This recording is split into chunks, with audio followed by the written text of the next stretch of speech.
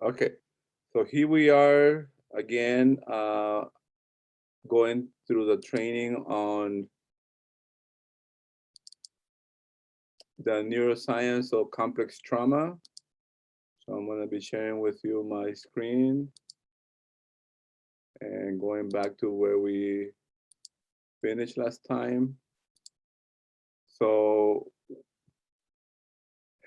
for another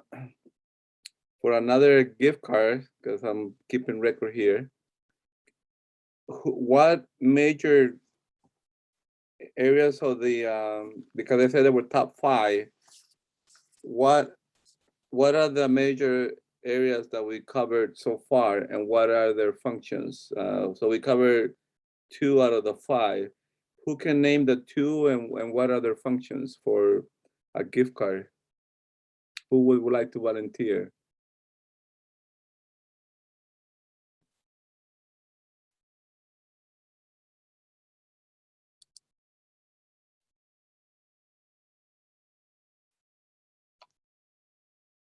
You said the two systems or parts of the brain? Two parts of the brain that we covered. The main, the main ones that we covered so far are their functions. The hippocampus stores, like it states here, it stores memory, explicit, declarative, and autobiographical. And oh gosh, the fear response, the amygdala. Excellent. And okay, very good. So gift card for Sarah. All right, so very good. So now, so that's kind of like, now we're gonna see, so we're gonna continue and we're gonna cover additional structures, and it's gonna make a lot of sense why the body also responds on the way that it responds. So this is kind of like moving forward into the remaining structures of the brain, parts of the brain that are part of the limbic system. Okay. Always get stuck here. Okay. Well, they're not going grocery shopping. You got to get them to that point to where they're doing that. If they're not going to their kids' baseball or softball games, then they're missing out on life. They need to be doing that. Balancing that, though, getting them in their lives, balancing that with ambiguity, which anxiety hates. There's intolerance for ambiguity with anxiety. That can be I don't have one answer for you. That is the tension. There can be some safety behaviors that maybe aren't necessarily checking behaviors, but yeah, we probably do need to think about additional ways to be as safe as we can. It's why schools are now having active shooter drills, which they did not have when I was growing up, which is making them think that they're going to be hurt. Yeah, so but there's always that balance. Like, how do you prepare them without traumatizing them? And there's no answer. But now we're dealing with bigger societal issues that need to be dealt with, right? I mean, there's only so much in a therapy room when there's actually real danger happening. Yeah, it's important that the therapy remains safe. I'll say that's the most important thing. But there may be an acknowledgement that it's not going to be. I've worked with people who are going back into dangerous situations, cops, for instance, or yeah, they're not going to be safe all the time. But it's still worth working on the hippocampus and the amygdala, because if you have a well-working hippocampus and you have an amygdala that's regulated, that actually makes you safer because you're picking up on real threat as opposed to imagined threat. The danger about the amygdala going off all the time, kind of think of it like a car alarm that's going off all the time.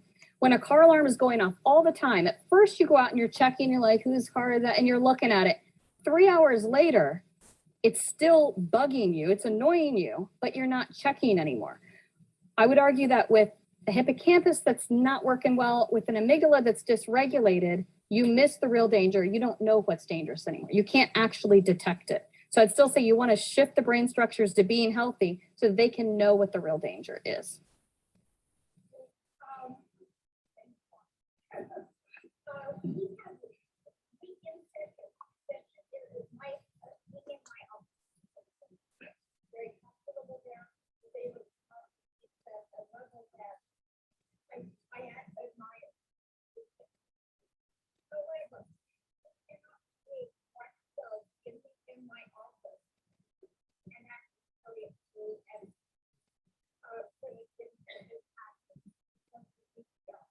She's saying she has a client that can learn things in session, but does not generalize beyond the session. What kind of thing?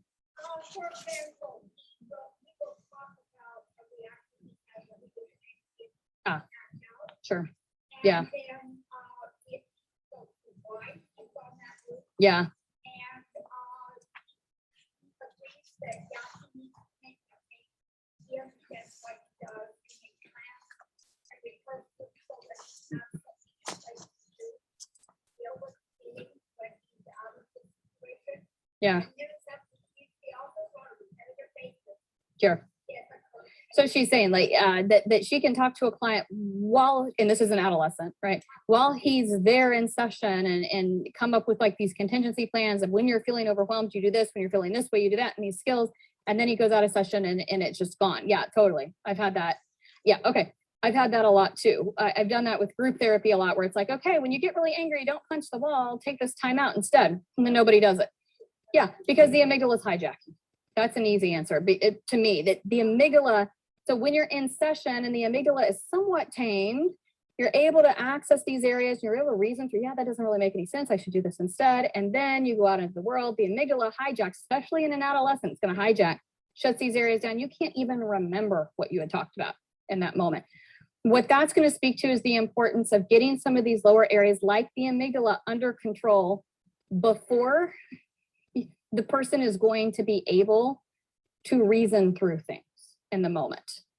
That's a baseline amygdala issue. Yes, it's spiking too, but they're going to need a lot more stabilization before they can carry that out. Yeah, I've seen that. And it's frustrating for people. And they'll say, your stupid technique doesn't work. Well, I mean, like it would if you did it, but your brain's not able to access that information. Okay, later on Yeah. Are we going to talk about methods that would reduce amygdala baseline? Yes. Yes. Don't worry. Yeah. All the problems I'm presenting to you, like I won't just forget about them and then never. Yeah. Like if you're here today and then you can't be here tomorrow, you're going to leave feeling very like pessimistic, very unsatisfied and pessimistic. These are all the problems. So the hippocampus, you kind of know how that relates to therapy. Let me talk about another brain area. Sorry, this also, for some reason, it shows up great on my screen and up here. Insula, this is another limbic emotional area of the brain. This is like one of the top 5 areas of the brain in all of mental health and illness. So super important, and we never talk about it. This little green box says that it allows us to be aware of internal experiences and states. The insula allows you to feel into the body. That's called interoception. Somebody told me on the break that they are cold. That's interoception. You're cold. You're hungry. You need to use the restroom. You're sitting there and you're like, why am I so anxious? What's wrong? Nothing's wrong. I need to calm down. Why am I so upset? I drank that extra cup of coffee. You're feeling into the body to make sense of your experience. So insula helps you feel into the body. This is absolutely critical no matter what you're treating. I'll tell you what's happening in trauma with this, but no matter what you're treating, this is critical. If you don't feel into the body, if it's kind of like your body split off from the brain, or like if you lost your whole body tomorrow, you wouldn't have any mental health issues. You also wouldn't have any emotion. Now that sounds kind of weird. We need physical sensations to know what we're feeling. We need physical sensations to feel emotions. Physical sensations are a piece of emotion. Emotions, if you want to define, emotions are physical sensations, something called core affect. All that means is a feeling. I like this or I don't like this. Aversive or pleasant. Yeah.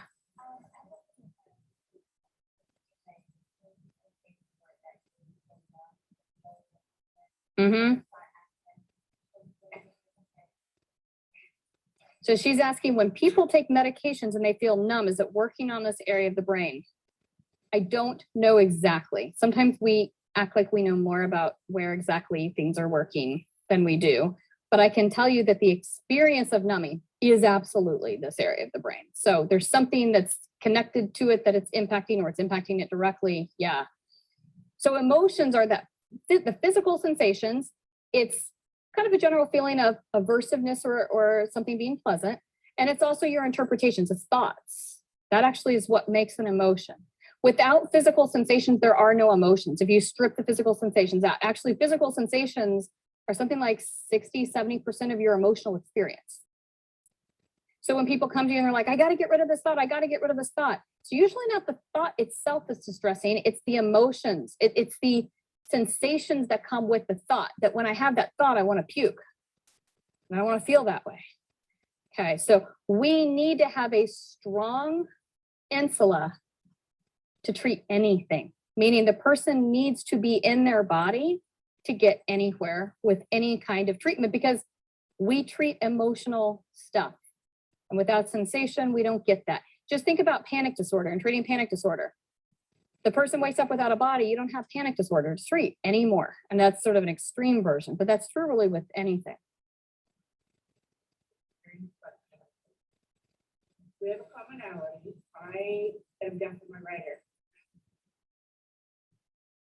Does that have any influence on how we interpret body sensation? Not that I know of. So the question is, if you're, because she was saying that she's deaf in one ear too, does that change the way the insula interprets body sensation? Not that I know of.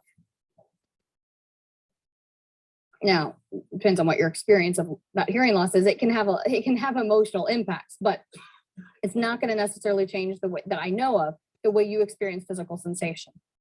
Again, we want this area to be strong. We want it to be online. If it's strong and online, then you are feeling into the body in a nuanced way. And the insula is actually a little bit more complicated. I'll give you kind of the rundown. I've written a chapter on this. I'm writing a book right now for Norton on the main areas of the brain involved in mental health and illness. And this is a really key one. So the insula, you don't need to really memorize this, but just to kind of put it together for you, there's actually 3 little chunks of the insula. There's a back end, a middle, and a front end of the insula. Information comes up the spinal cord, goes to the thalamus. One of the places the thalamus sends that signal when it's on its way up is to the insula. And when sensory information enters the insula, it enters the back side, called the posterior insula.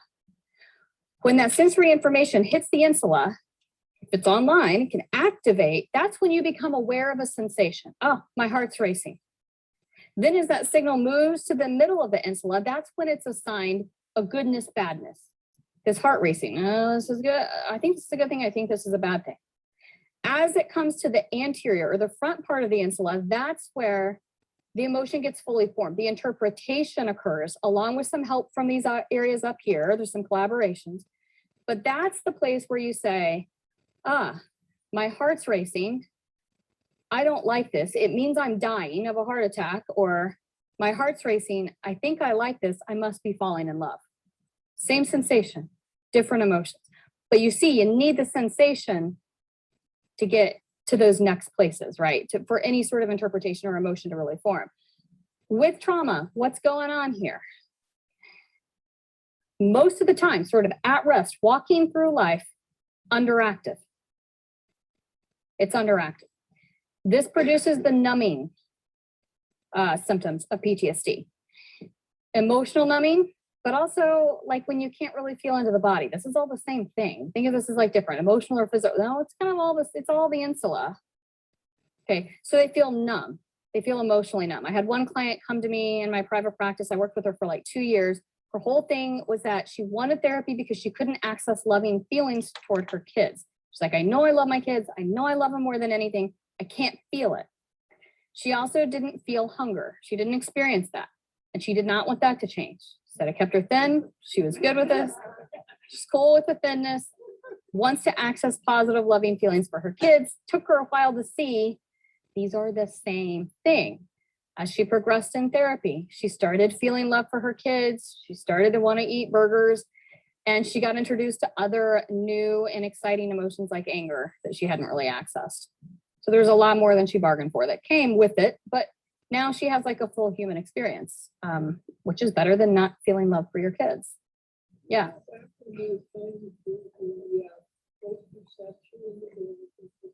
Yeah. Yeah. Well, You missed it because I actually did not say it. So that's a really good question. She's asking about this top box here where I say that the insula is the place of proprioception and interoception. So interoception is what I'm emphasizing here. It's your ability to feel into your body, into internal states. What proprioception is it's knowing where your limbs are in space, and it's like your sense of balance. Okay. So I'm not emphasizing that as much. So in trauma, walking through the world, a lot of times it will be lowly activated. They're not in their body. This is especially true if they're dissociative. Very, very, very low insula activation. The extreme of that is dissociation. When it's totally turned off, that's the split, right? You are not even here. You're not in the present moment. You're not in the body. While the person is having re-experiencing symptoms. So something triggers a memory, something, and then they feel overwhelmed by it. It feels like it's real again. Then the insula does something different. It hyperactivates and it throws the body into the same sensations it had at the time of the trauma. So then for re-experiencing, now it's hyperactivation. It's hyper-reactivity of the insula. And then the trigger goes away and they recover and it goes back to nothing. That's why sometimes you'll see this sort of interesting thing where people with PTSD, it might be like, I feel nothing and I feel pissed off, and I feel nothing and I feel pissed off. And it's like, these are the only two settings. Occasionally pissed off and then I go back to nothing. So what we want is a strong but regulated insula. We want it to be online, preferably all the time, but we don't want it to be hyper reactive when we remember bad things. That's really the goal. If you treat depression, by the way, depression is going to be underactivation of the insula pretty uniformly. They can tell you they feel crummy. They can't tell you anything else, really. It's like they're withholding information or they don't want to tell you, but it's not that. They just don't know. Something like addiction, they're way out of their body, and usually under addiction is trauma anyway. They're not there. They're relapsing and they didn't pick up on the physical indications of craving. Okay, so underactivation. Anxiety, if you just work with anxiety, that's going to be that hyperreactivity, but a lot more than in trauma. So it would be like, oh, I'm noticing every little thing in my body, and it must mean I'm dying of cancer. Like every little thing, catastrophic interpretation of it. That's anxiety. Okay, that's where you're more likely to get that whole like, oh, my heart rate is speeding up. This must mean I'm losing control, going crazy, having a heart attack and dying. Okay. So this is the insula. Question. I saw one question back there. Yeah.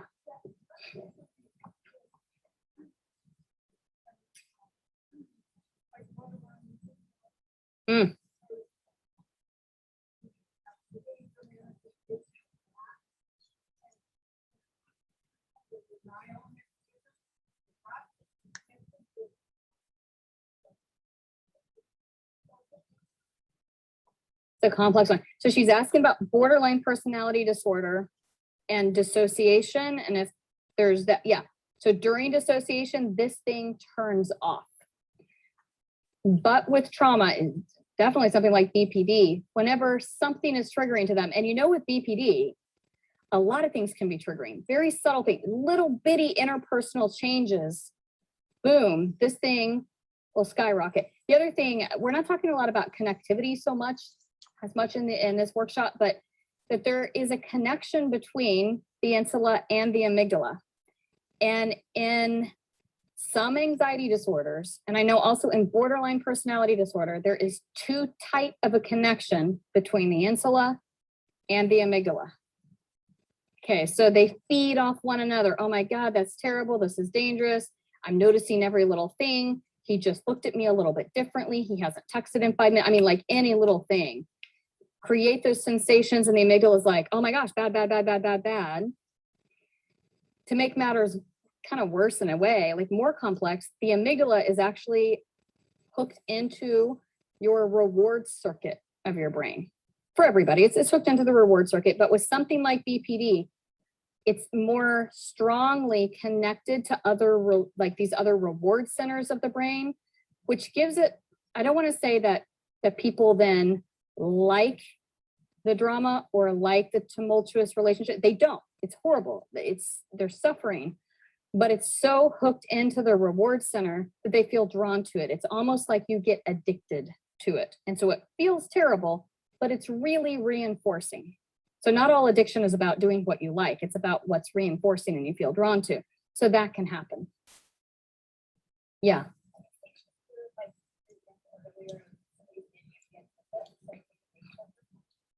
Where they don't feel that fear is actually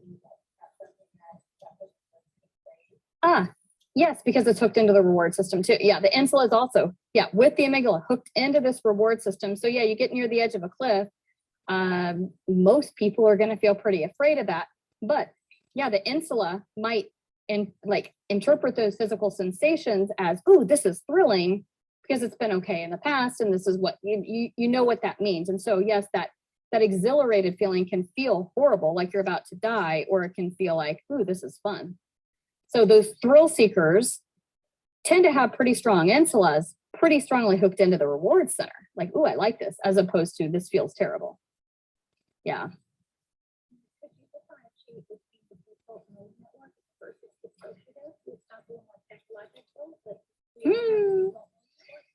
She's asking about default mode network versus dissociation. And we're not going over the details of default mode network right now, but if you don't know what default mode network is, default mode network is the network that you are in the brain when your mind wanders.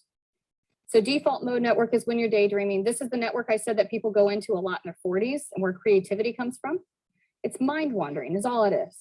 So maybe you get in the car to drive home after a long day of work and you arrive at home and you have no idea how you got there. Like you just spaced out that whole time. That's default mode network. It's not inherently this bad thing.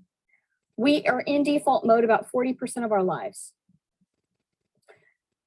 Dissociation is default mode network.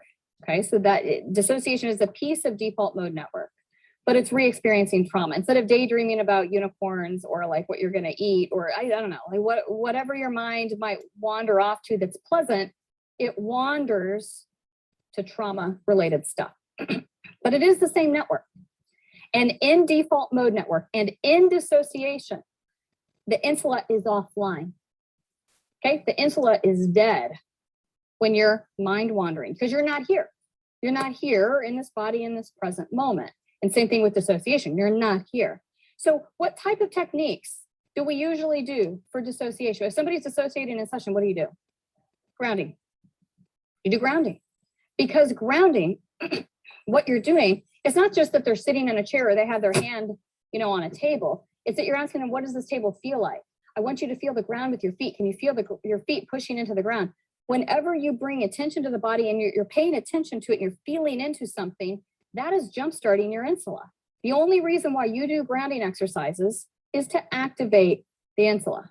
We'll talk more about this when we talk about somatic approaches and getting into the body and dealing with dissociation. So grounding exercises, this is a good link between therapy and neuroscience. Grounding exercises just for the insula. Where we go wrong with grounding exercises is we do them just in the moment that somebody's dissociative just to bring them back, but we don't train them in how to do these throughout life, like as homework on a daily basis, to increase the insula on a more consistent basis and keep them here more. But this is super important, right? We want a strong and regulated insulin. We're going to talk about techniques for this. Yeah.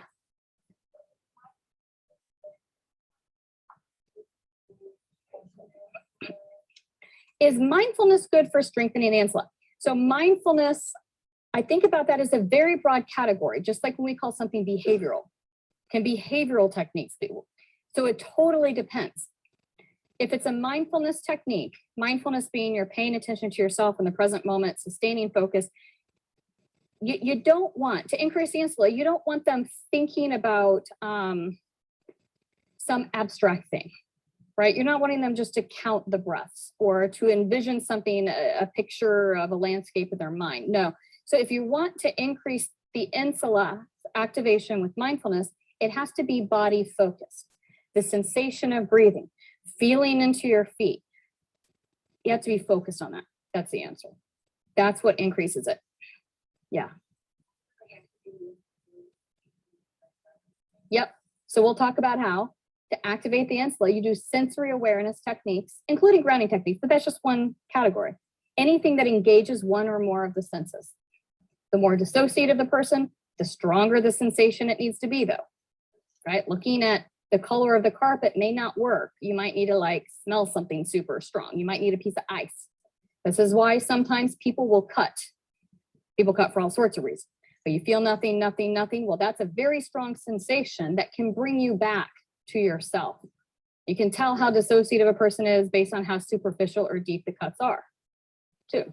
You can kind of get a sense. Yeah, all these attempts that people that seem like they're so self-destructive, but are really intelligent in a sense, people's way of trying to get back to themselves. They just need to have other options for how to do it. Okay. So this is one of the top 5. So far we've gone over amygdala, hippocampus, insula as 3 big ones. We're going to go over 2 more areas. We're working up and out. Remember, kind of amygdala, kind of going up and out. This is like the very top part of that yellow limbic area of the brain, and the limbic emotional brain,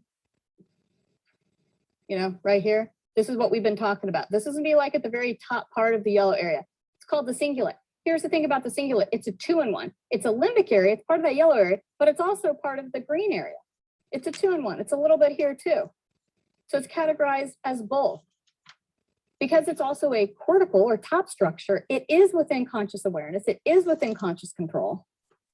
And that's probably a good thing because this is your self-regulation center, and you would hope that self-regulation is within your control.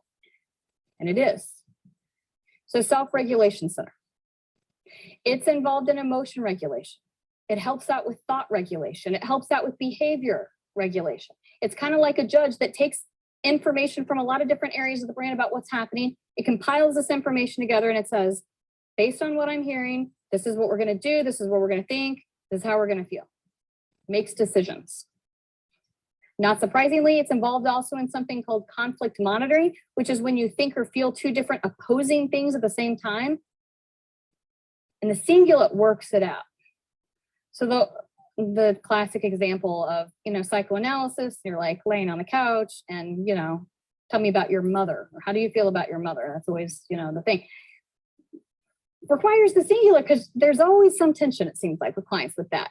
I love her, but I kind of can't stand her, but I'm not supposed to feel that way. I'm a bad person for feeling that way, but I'm angry at her, but I really love her. Oh my God, am I going to like kill her with these bad thoughts about her? You know, the magical thinking comes in, and it's the cingulate that gets you worked out.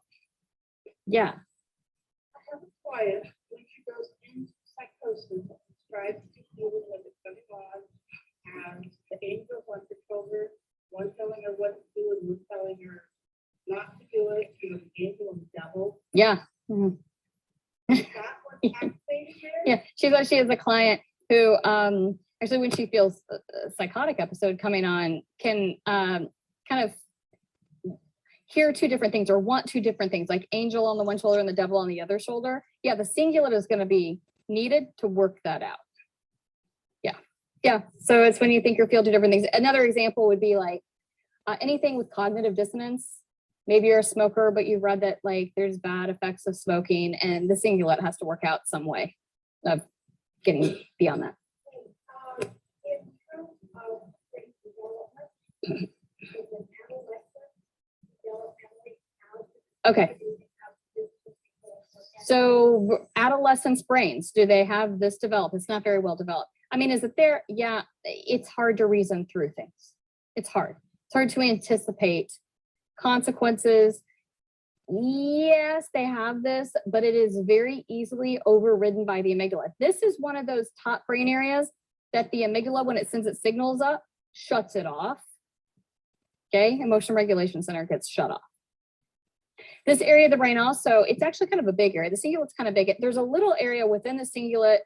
If you treat OCD, this might be of use to you to know this, but there's this little area within it that's the error detection center. It's also relevant if you're a meditator. Okay, the error detection center. It's a little piece of the cingulate that tells you when you've made a mistake. So let's say you're meditating and you're focusing on the breath. When you're focusing on the breath, what that is it's the prefrontal cortex, which we'll talk about here in a few minutes. Prefrontal cortex helps you focus on something. Prefrontal cortex is activating as you're focusing on the breath. Eventually, it's going to switch off. Okay, it'll switch off. Prefrontal cortex switches off. And then your mind wanders away from the breath onto your grocery list or wherever it goes, you wander off. If you train yourself really well in meditation, you'll learn how to catch when your mind has wandered.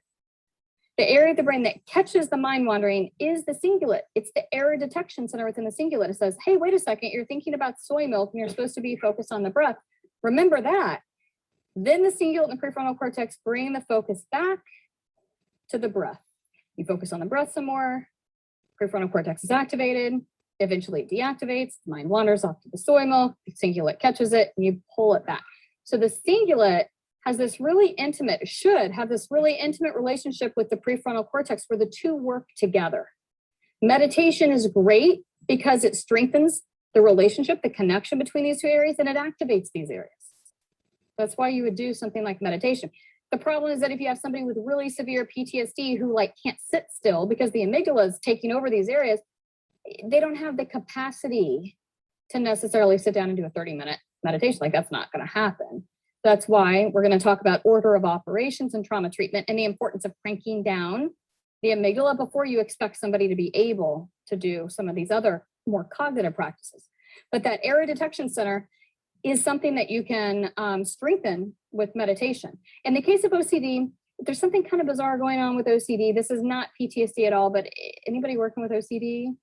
Yeah, okay. OCD, error detection center is too active. It's online when it shouldn't be, and it's telling you you've made a mistake when you haven't made a mistake.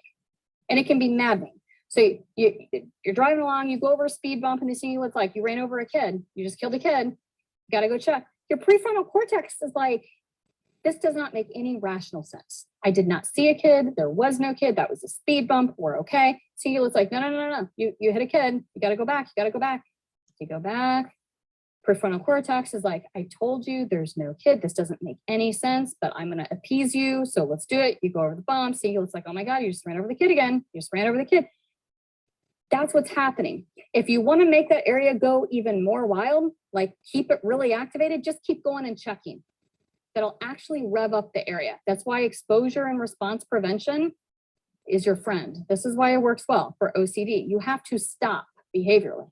It feels irresistible, but you have to stop. Eventually that area will just begin to shut back down and be quiet. But the more you check, the more it reinforces that activation.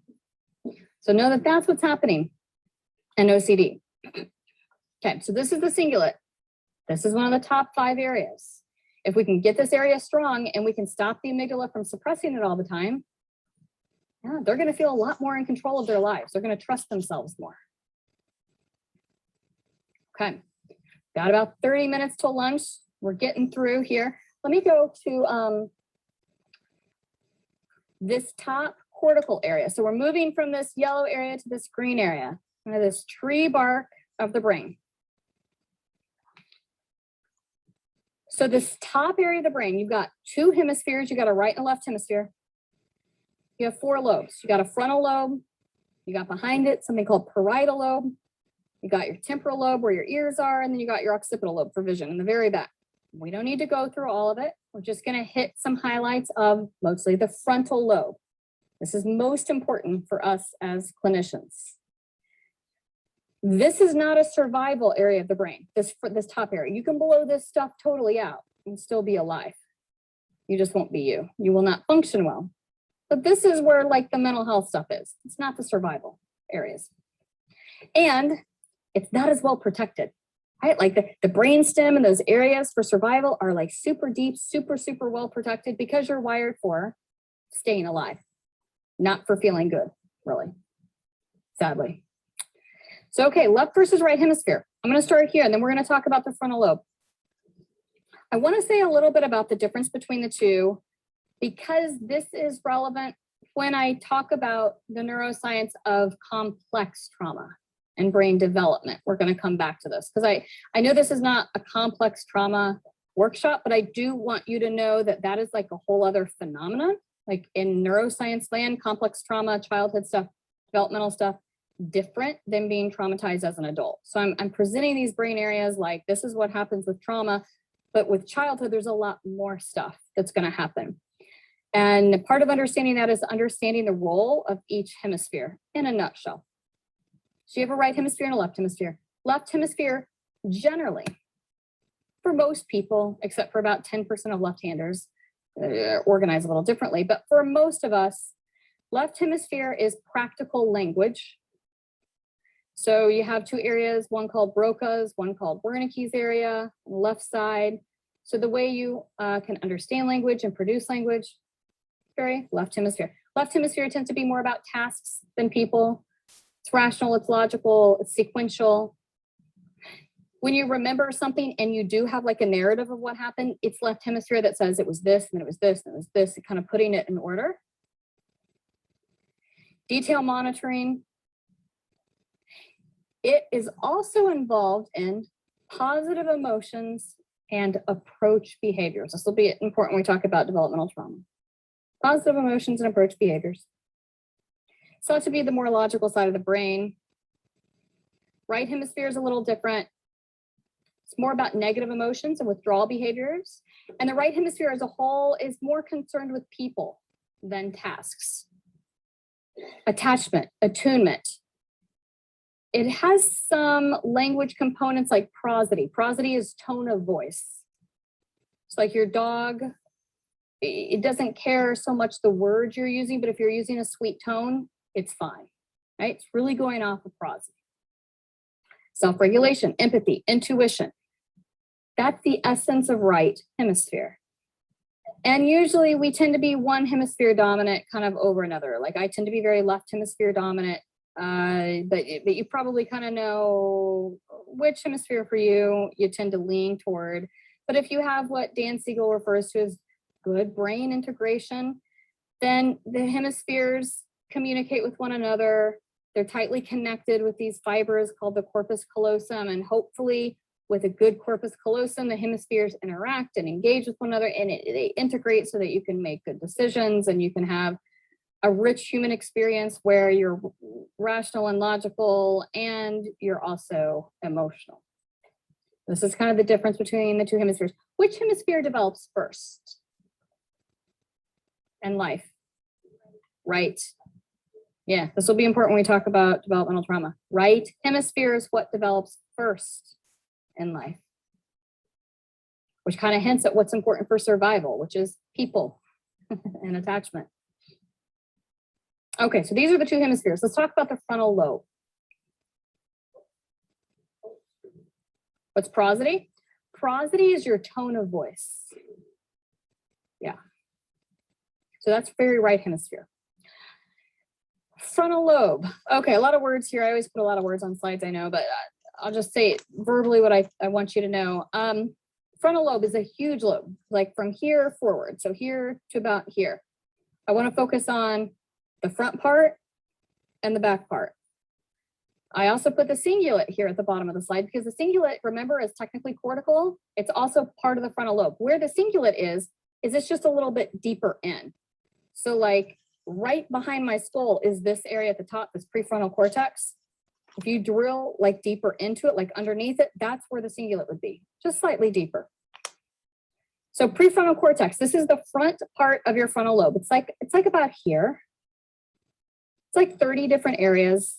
And researchers get very picky about their specific little area that they like within here and what it does in relation to other areas. We don't have to know all 30 areas. I did put my very favorite area up here, and I'll tell you what this is. It's called OFC. You probably can't see it. OFC. You don't need to memorize it, but I'll tell you what it does. But we all have our favorite areas here that we research, and each area does something a little different. But generally, let me just distinguish between prefrontal cortex in the middle at midline, like in the center, versus prefrontal cortex at the outer edges. Those are two different things. So at your center, prefrontal cortex at the center, one way to think about it is that at your center, it's all about you. This is where you are, is at the core, at your center, at midline. Your thoughts about yourself, your self-awareness, any sort of self-referential thoughts. Sometimes this is called medial, meaning in the middle, essentially. Medial prefrontal cortex, or VM, ventromedial PFC. If you're ever looking at neuroscience research, it might be VM PFC in the middle. Kind of down low in the middle too, right here, like behind your third eye, is this area called OFC. stands for orbitofrontal cortex. Orbitofrontal cortex is your filter that tells you what's appropriate to say and do in different situations. So you have a certain thought and your OFC is like, nope, pulling that one out. Nope, you're not saying that one. We need that to get along with people and to function pretty well. So it's like the filter. It's the area that tells you that the tone of voice maybe that you use with your dog is different than what you'd use with your boss or something. Like it tells you what's appropriate. So if you've ever sent a text to the wrong person accidentally, you know if you have an OFC, because that thing will light up. You're like, oh my gosh, that wasn't, even if it's not inappropriate, you're gonna like immediately kind of freak out. That's the OFC saying that wasn't right. That was potentially inappropriate. We need to go back and see. So that's your OFC. It's involved in inhibitory behavior. Yeah. OFC along with the cingulate, the cingulate for self-regulation, they collaborate a lot. Yeah. So it might be the cingulate that determines sometimes some things to be appropriate or not. And it's sometimes the OFC that acts it out, that actually filters, but sometimes, but they both make decisions together. Yeah. We probably know people who don't have an OFC or who don't. I feel like these days it's just more that people don't care. But where you're going to have deficits in this mid area, including that area, would be like dementia, Alzheimer's. People are saying and doing things that might not be appropriate, and they're not really aware that it's inappropriate because you'd need that like self-awareness to know. So that's where you're going to see some deficits. You might also see it some deficits in like autism, where it's like with self-awareness not being super strong, it also tends to affect their connection to others, okay, which is a little more the outer areas. So the inner areas are about you, self-perception. As you move out on the left side, the outer, we'll call this DL, PSC, dorsolateral PSC. On the left side, this is more like attention, concentration, focus, problem solving, decision making, the rational stuff. So it's about things outside of you, situations outside of you. On the right side, right DLPSC, that's about other people. So in the center, it's about you. On the outside, it's about other people or other things. The right side is about other people. Empathy, attunement, seeing somebody's facial expression and determining how they might feel based on that. They're like social intelligence or emotional intelligence over here. So that's what's happening. In the prefrontal cortex as a whole, in trauma, these areas are underactive. You might get indecisiveness. You get lack of concentration, although, gosh, you get lack of concentration in so many different disorders. And in a lot of different disorders, you have deficits in these areas. With really severe trauma, like let's say you were raised by someone with very strong narcissistic traits, and you have like, you know, gaslighting and intense projective identification so much that you never form an identity. That's like chronic, severe childhood trauma stuff. This doesn't even develop. They don't have a core sense of identity. You look at like borderline personality disorder, and that's like a cluster of symptoms. Unstable identity, right? That's these areas. You might also have a hard time with relationships or connecting to people or reading people. Sometimes people will see neutral faces and interpret them as angry, for instance. They're not reading people very well. That impacts relationships. So you have a lot of different symptoms and a lot of different types of dysfunctions that come with a prefrontal cortex that's not fully active. Then if you move to the back part of the frontal lobe, you have this back area called the primary motor cortex. What this is it's like a headband that goes across the top of your head, kind of over your ears. I'm going to show you a slide on it. At first, this doesn't seem to have anything to do with anything, but when we talk about mirror neurons, you'll want to know this. Okay, so the back part of the frontal lobe, you have this orange thing, this orange strip. Okay, so this is the front of the person's head, this is the back. Orange strip is the motor strip. Adjacent to it, right behind it, is this blue thing, which is actually part of the parietal lobe. And what this is it's the sensory strip. So you have this motor strip and the sensory strip right behind it, like this. The top of your brain. This is why if you get into a car accident, it may be the case that you have some numbness or some motor issues. Like those are really common things because the motor and the sensory strips are like right here. Okay, so if you pull those strips out and you look at them like you can on the slide, you see that they're mapped out kind of interestingly. They're very predictable in how it's mapped out. And the way these are mapped out is that each area on the motor strip corresponds to movement of a different area of the body, and same thing with the sensory strip.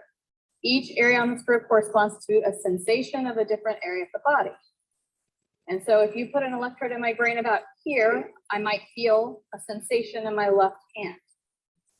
And so the way this is mapped out is predictable.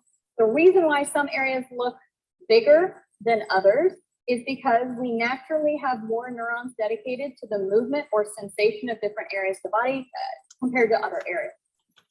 So the hands are bigger on the movement strip, the motor strip, than the feet. So it's easier to learn how to play the piano with your hands rather than your feet. You can learn how to play with your feet, but it takes extra training because essentially what you have to do is reroute neurons over there that aren't there. On the sensory strip, there is a little bit of a clinical implication of this. If you look on the sensory strip, same thing. Some areas of the body are more sensitive than others. So lips, very sensitive to sensation. And then you look at this right here, neck, and it's a tiny area. Shoulders and back didn't even make the cut on the strip. When we were talking about stress in the body, the very beginning, where stress is in the body, somebody said like neck and shoulder. Yeah, neck, shoulders, and back are 3 places in the body that tend to hold tension when we're stressed. So what this means is that if you are helping someone to recognize stress signals in the body, you're wanting to train them, feel into it and relax it. And where stress tends to be held is in these areas that are hard to feel into. So when you're asking them to feel into the body to notice stress, you're asking them to do something that's actually pretty difficult if you think about it. Because there aren't a lot of neurons dedicated to feeling into neck, shoulders, back. That's why I have to like move my head to even feel my neck. We don't have a lot of neurons. So when you're like, just feel into the body and relax, especially if somebody's traumatized and they have a weak insula and they can't hardly do that anyway, and then you don't have any sensory neurons hardly in those areas, you can see how that's a difficult thing to do. So we have these techniques like progressive muscle relaxation that train people how to feel into it. That's a great exercise to use, but if you're going to do something like progressive muscle relaxation to train people how to feel into these areas and on command to relax them, you're going to need to do it more than once in a session. This needs to be like a brain training exercise they're doing consistently several times a week for many weeks before they're going to really be able to feel into these areas. And you can see why, because we're not naturally built to. Really anything on the backside, we're not designed to feel in a very nuanced way. And some evolutionary psychologists will say, well, that's so that if you're like clawed by a tiger in the back, you won't feel it as much. Maybe, but it's true.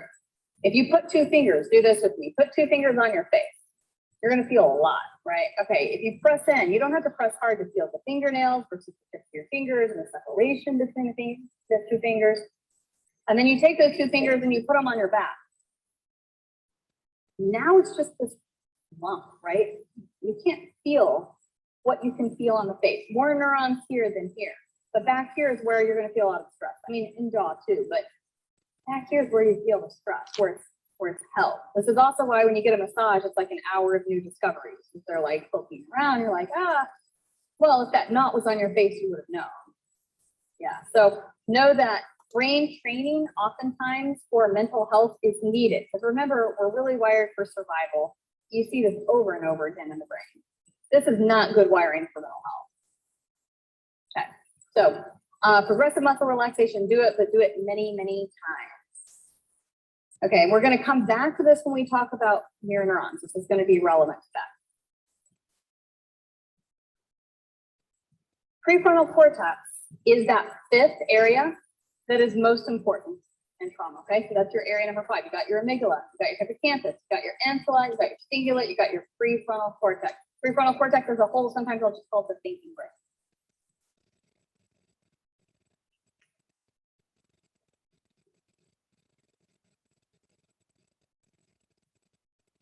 Kind of, but not as much. Her question is, what if you have prefrontal deficits? For instance, in the OSC or just other prefrontal areas, can you rebuild those areas? You can strengthen them. You can absolutely strengthen them. You can bring them back online. Yes, yes, yes. In terms of if you've been suffering from addiction and you've been on meth for 20 years, and the meth use has actually atrophied those areas, not just deactivated them, not just suppressed them, but has actually shrank these areas.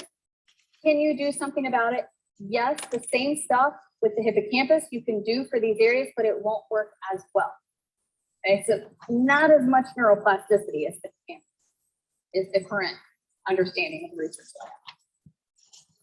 So you're not totally out of luck, but hippocampus is easier. But you know, with trauma, there are definitely really important, and it can be severe deficits with these areas, but they're not going to atrophy in the way that they will with chemical addiction. Question. So we put all these 5 areas together on one slide. So we've talked about several areas, but here's all the main players on one slide together. Quick review. And by the way, this is the truth, but it's not the whole truth, right? I mean, there's so much going on in any sort of mental health condition, but these are like the top 5. And these are, in the book I wrote, the Trauma Treatment Toolbox, these are the 5 that are emphasized, but there's also connection stuff that's emphasized too. Amygdala, fear center, smoke alarm of the brain. Is this going to kill you? It's actually smaller than this, but in trauma, the baseline is up, and then it's spiking in response to things that are not actually dangerous. Like it's overreacting and it's misinterpreting. The amygdala. Hippocampus and trauma. Okay, probably atrophy. Can be. It's not fully active as it's encoding memories. Giving incorrect information back to the amygdala about what's dangerous. Insula, I put a question mark because it can be under or it can be hyper-reactive. Insula, feeling into the body, noticing internal experiences. Underactive is numbing, symptoms of PTSD. When it's hyper-reactive, those are your re-experiencing symptoms when you're triggered. So we want this to be strong but regulated. We want the hippocampus to be big and strong. We want the amygdala to be slowly activated, as long as you're not actually in a dangerous situation. Coming up here, cingulate, self-regulation, regulates thoughts, emotions, mood, behaviors. We want the cingulate to be strong and online. We want it to be very much present. We also want it to be very strongly connected to its best friend, the prefrontal cortex. Prefrontal cortex is the thinking area of the brain. Center areas are about you. Outer areas are about concentration, focus, and attunement and attachment to other people. We want this to be strong. And trauma, both of these are very weak. Now you might be thinking, well, the reason why these top areas are so underactive is because the amygdala is sending signals up to suppress them. You've got a hyperactive amygdala. Remember, it's sending signals up and it's pushing the activation down. And you're right, that is one thing that's happening. But there has been neuroimaging research showing what happens to these top areas of the brain when you crank down the amygdala. You can see pre and post. After you get the amygdala calmed back down, these areas up here do not come back. They do in anxiety. Crank it down in anxiety, poof, these areas might not be super strong, but they come back. In trauma, they don't.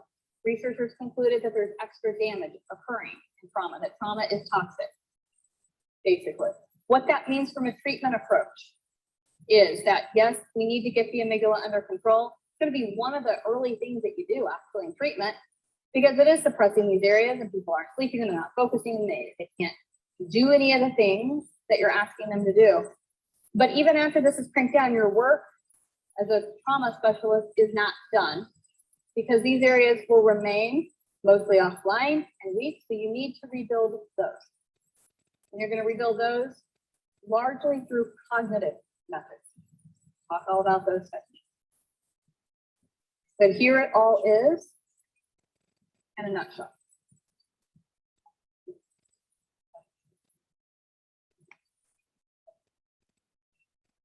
Yeah, so what do we want with the insula? She's saying, what's an ideal insula? We want it active and online, but we don't want it hyper-reactive when you think about the bad things of your past.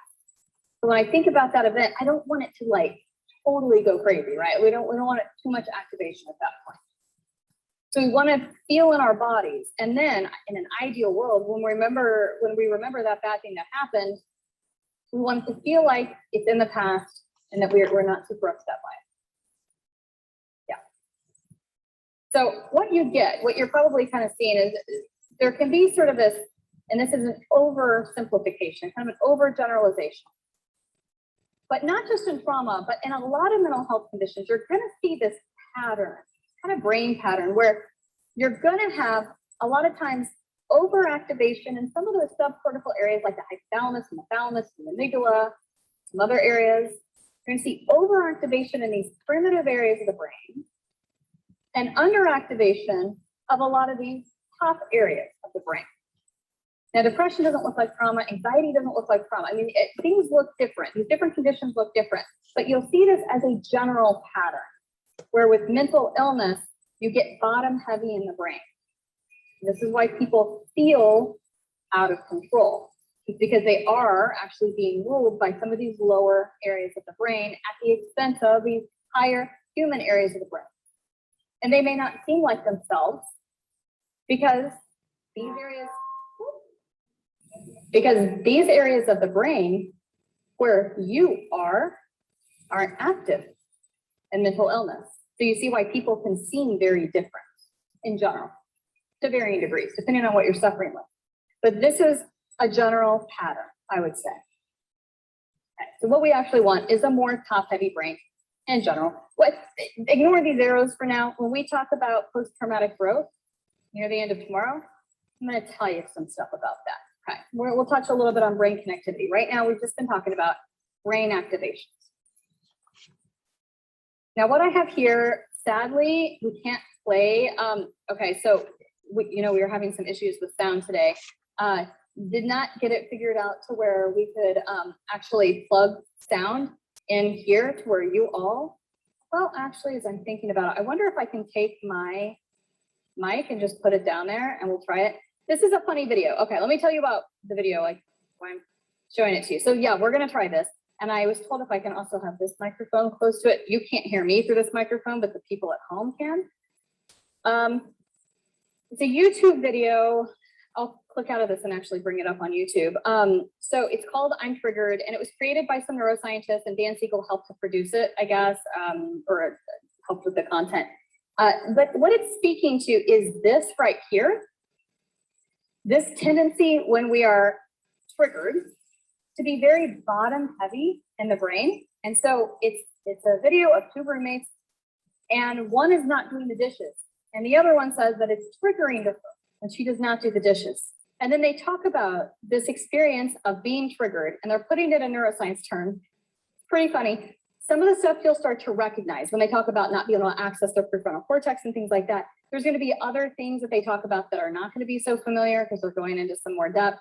But what they're getting at really is that when you're triggered, impulsivity, and it's harder to access these areas of the brain. Now, of course, what's funny is that they're talking about being triggered in a very cognitive way. And when you are triggered, you wouldn't actually be able to talk in this way. But let me show you the video. So, and I will hold my microphone down to it. Actually, I have to kind of click out. Oops.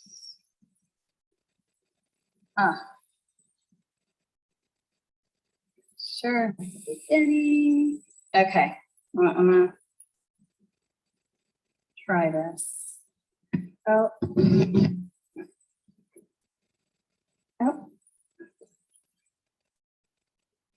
Oh. I'm trying to just get my volume. Let me just unplug this real quick and plug it back. Here's my volume control. I can turn it up.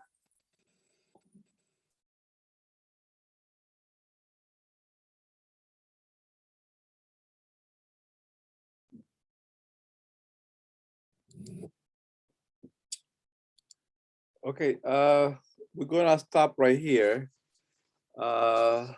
And kind of like, how does this information, how can this be useful for us to know and to use this information to have better understanding and better techniques?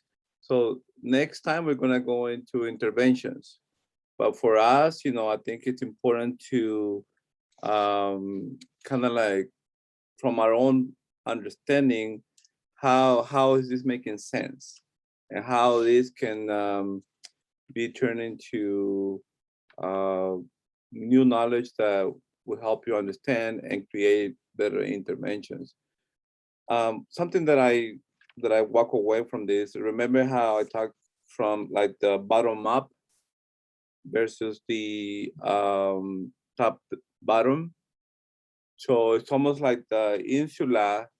When we talk about the insula, and they talk about mindfulness and grounding, and so we're going to develop a way of having these different exercises to activate the insula directly, through this would be like the bottom up. And so we'll see how we can, like I told you, we're trying to develop a virtual office. Maybe we can have a room of bottom up interventions. So the grounding, the breathing, the muscle relaxation, so that we can say if we need to work with the client on regulating the insula, uh, then we can just have these resources, these activities, and just use them with the clients. Versus like if we want to use the top bottom, more like the cog B for the prefrontal cortex and the cingulate cortex, then we can also have some interventions using those that approach. So this will, like she said, there's hundreds of other areas of the brain that are involved in mental health, but these are the main areas that are involved in, especially in complex trauma. So how does this information change how you perceive trauma, and how the brain functions? What is this telling you about how you understand trauma? Can you, now that you have gone through the five major areas of the limbic system that are, associated with complex trauma, how does it make sense to you?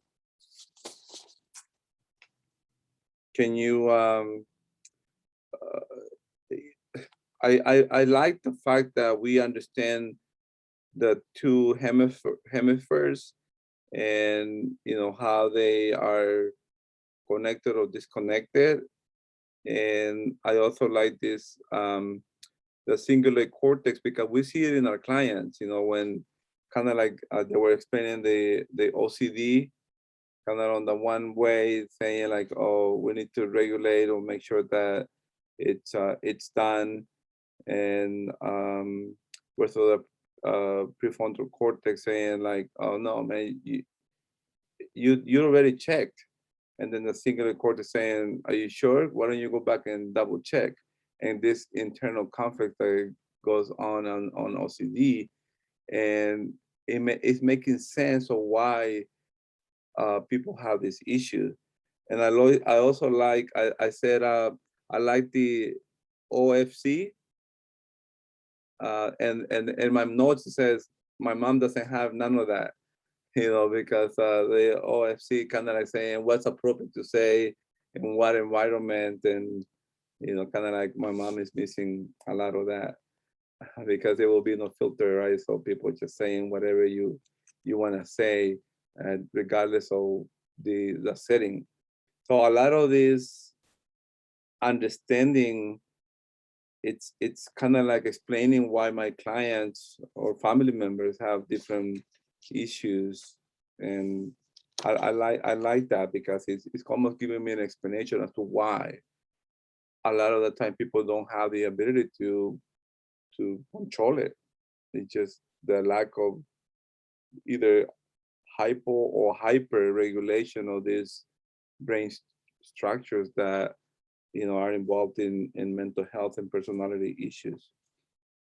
What did you learn? What can you somebody share with us? Like, what new did you learn here, and how this information is helping you to understand what we're doing. Dr. Pineda, what's your understanding of these other areas of the brain?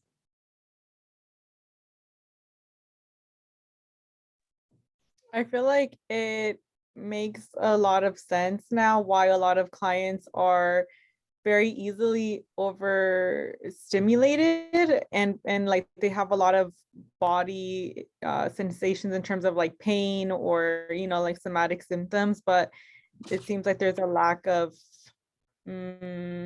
maybe like connection to how their trauma is impacting all of these like body sensations. And I didn't actually know that you were supposed to like progressive muscle relaxation, like do it across sessions. I mean, obviously across sessions, but within a session as well. I think it's kind of like, it makes sense, but it's like with anything else, I guess, just a lot of like consistency. I feel like sometimes it's hard because with our clients, the follow through is kind of hard. Like I noticed that there's a lot of pushback with whatever you do in the session. It's not very easily done. So I don't know how you guys feel about that, but I feel like whenever you kind of follow up on maybe like how they incorporate mindfulness outside of session, it seems like it's not something that's done very often. Remember, my common word is like your therapy begins as soon as we end our session. A lot of the times I tell my clients that your therapy begins as soon as we end our session. I remind them like, yeah, put into practice what we are learning. And then when they come back, I'll say, okay, well, how much therapy did you do, you know, before our session again? So it's kind of like this kind of clever way of saying it. And, you know, and again, when they come in and say, oh, it was very difficult, say, yes, it is very difficult. It's going to take a lot of repetition. I also, now that I see my notes, I love this concept of, you know, the insula and this body sensation working with other areas of the brain and saying like, you know, if I have this heart palpitation and it's making sense of, am I having a heart attack or am I falling in love? Isn't that a wonderful way of seeing how your interpretation is so meaningful? Because when you fall in love, right, you have those body sensations and they feel good and you want to have them and you embrace them and you know that you're developing something special for somebody. Whereas if you interpret it as being a heart attack, then you're like, alarm is going on.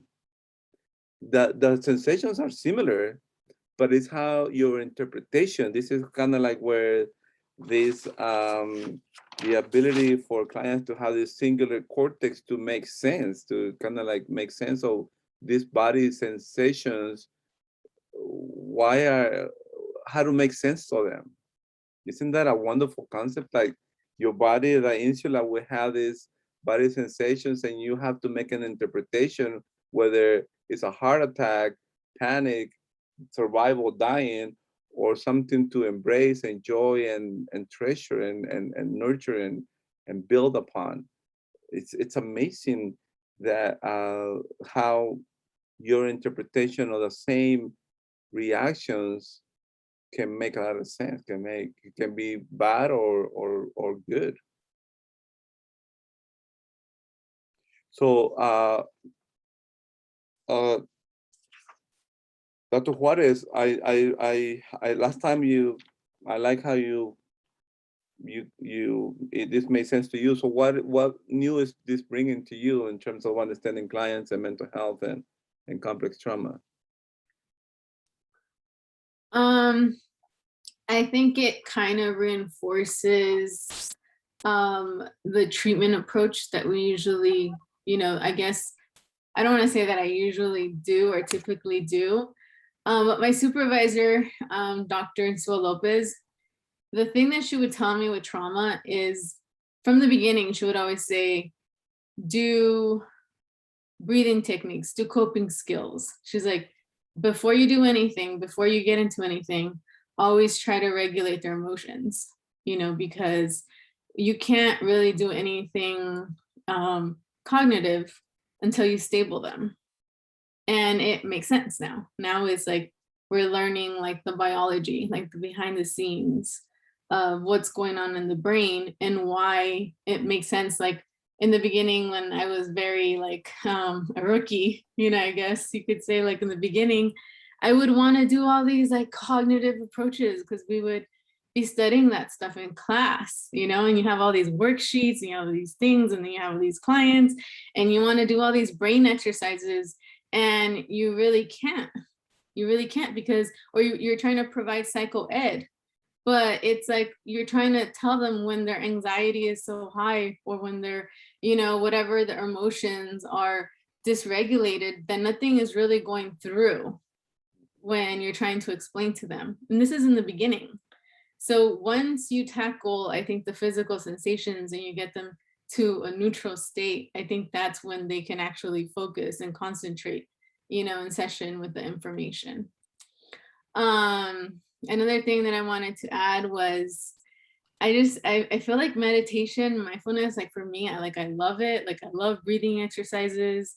I love mindfulness, but I feel like with the Latino culture, there's a lot of pushback. I think like even what Jessica was saying, it's like you teach them these things, but sometimes they don't really understand what it really does to their body, like the benefits, like, oh, the doctor says, like the medical doctor says, like, this is caused by stress. It's caused by stress. All you have to do is breathe. And they come and they tell you that. And they're like, oh, todos solo dicen que estrés y que me siento así, que tengo que respirar, pero ¿qué hace eso? So that's where obviously your psychoeducation comes in and you provide that information. And now I don't really think we need to explain everything to them, what we're learning here, but it gives us a sense of like what we could pick and choose in order to explain to them, and you have more of an idea of what you're talking about. So I think it's a really good just reminder for us, because I know that we learned this in biology. And that was actually one of my favorite classes because I love like the brain and everything and how it works.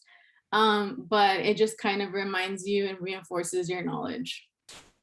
Very good, and that's an excellent point on the pushbacks in Latinos, because you're right. Like every time I try to like mention the importance, it's almost like, oh yeah, but I want to talk about this. I want to like. So what I do instead now is like I practice it.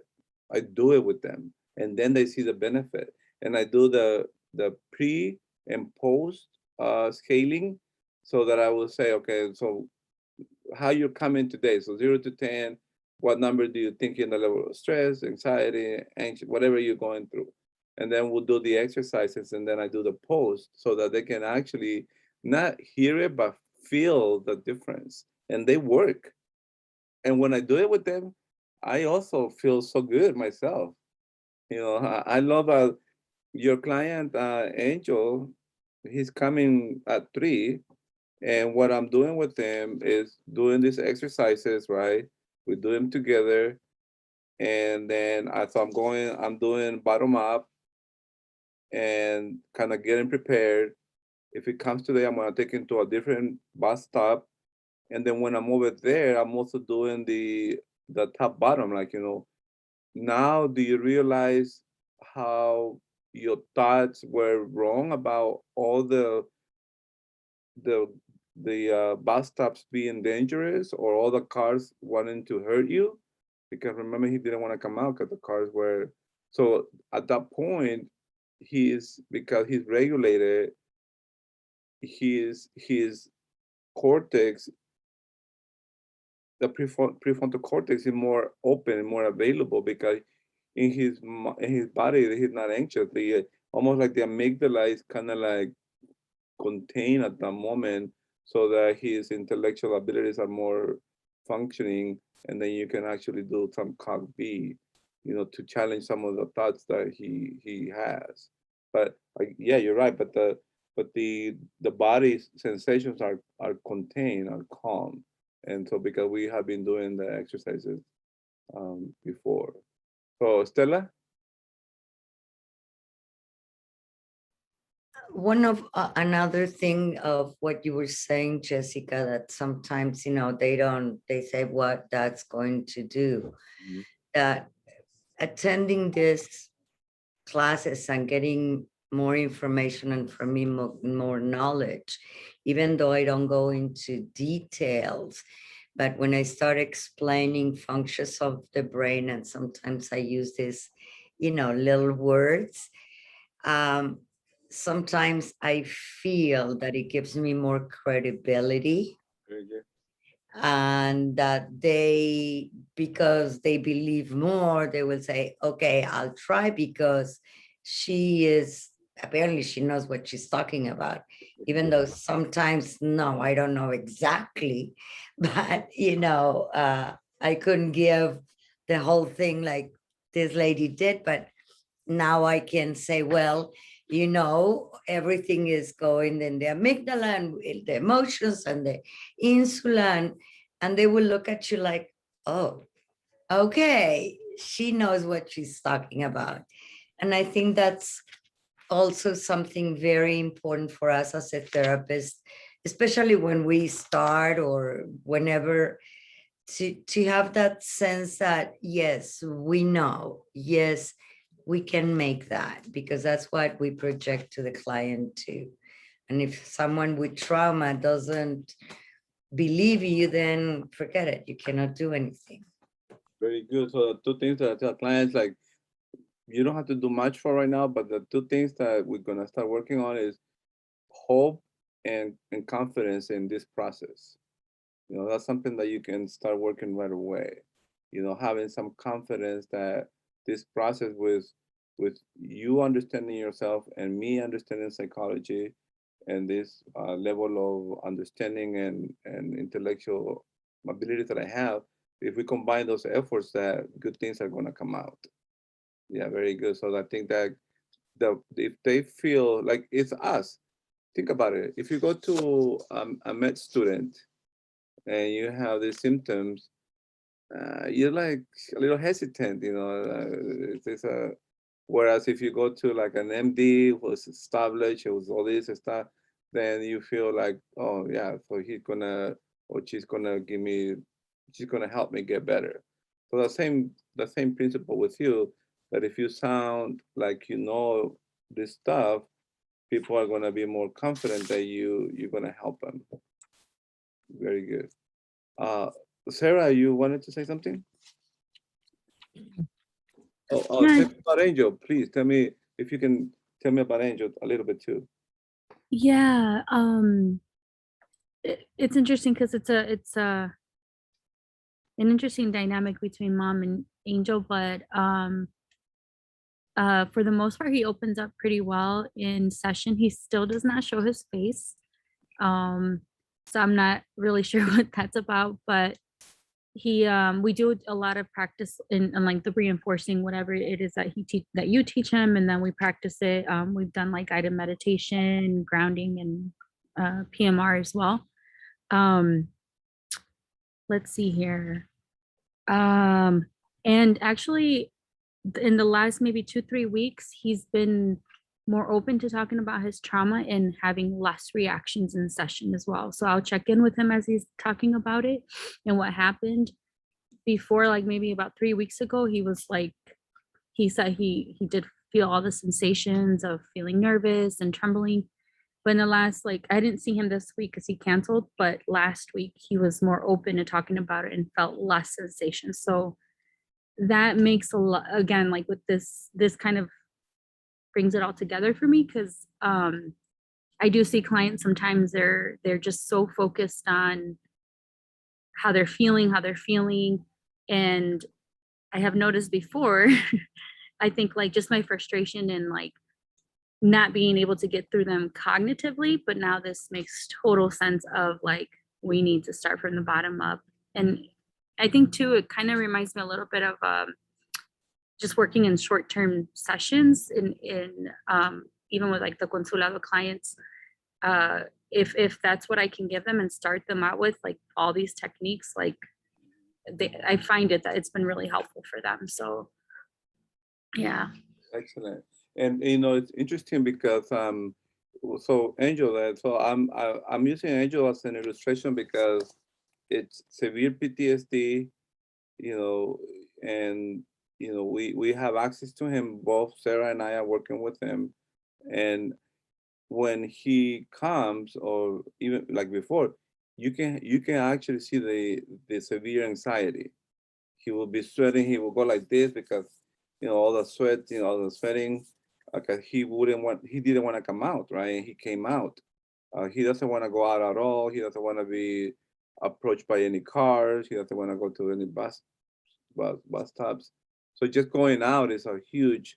So he will come, and I will give him the ball, and he will be like really going at it, and really anxious, and you can see the physical signs of PTSD.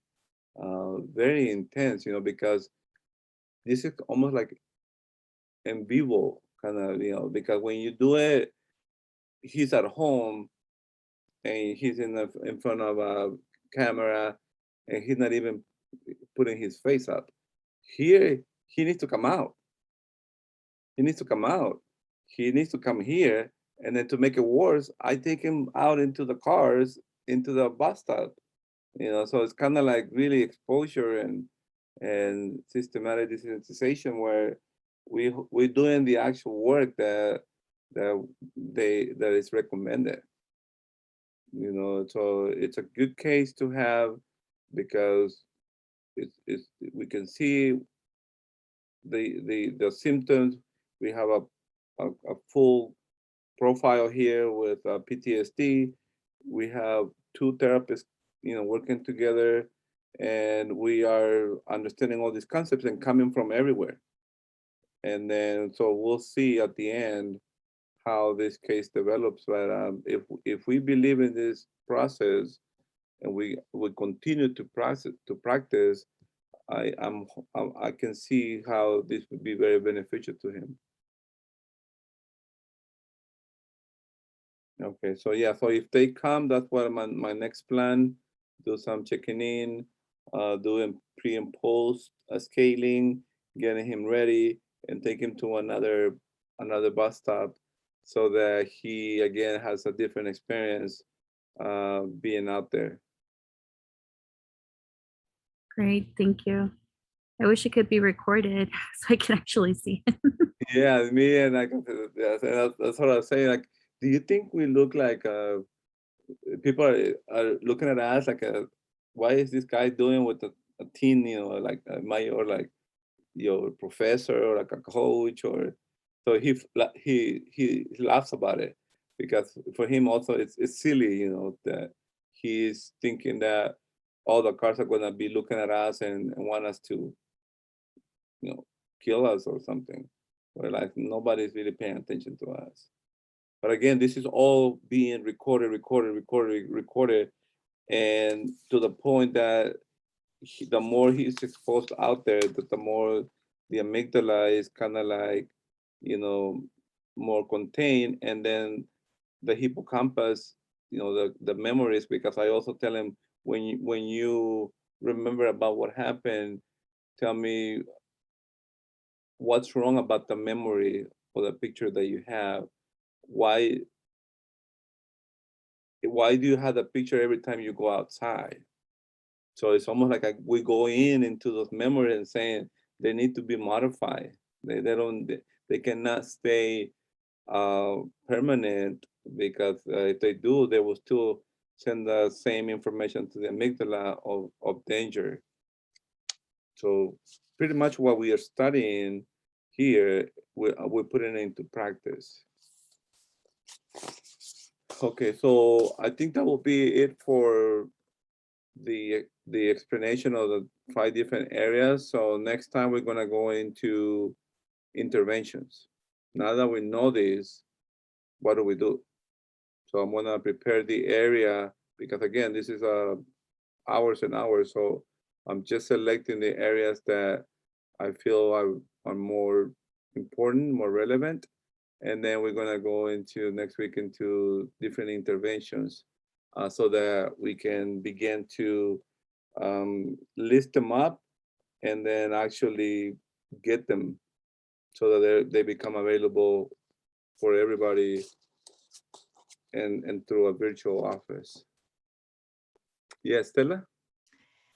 Two things. How do I get to the iCloud to see the recording? Because I try and I have Yes, no idea. it's yeah. And the other?